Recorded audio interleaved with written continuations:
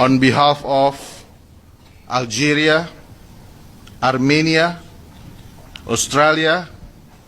Austria, Bahrain, Bangladesh,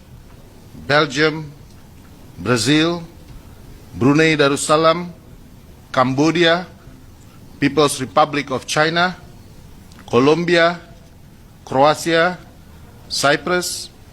Democratic Republic of the Congo, Denmark, Egypt, El Salvador, Estonia, Finland, France, Germany, Ghana, Greece, Guatemala, Hungary,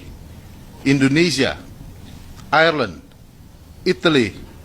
Jordan, Latvia, Liberia, Luxembourg, Malaysia, Malta, Moldova, Mongolia, Morocco, Nepal, the Netherlands, and the list is, as of now, we have indication that more countries will be joining this statement.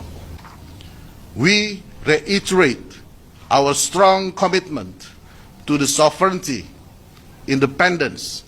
territorial integrity, and unity of Lebanon.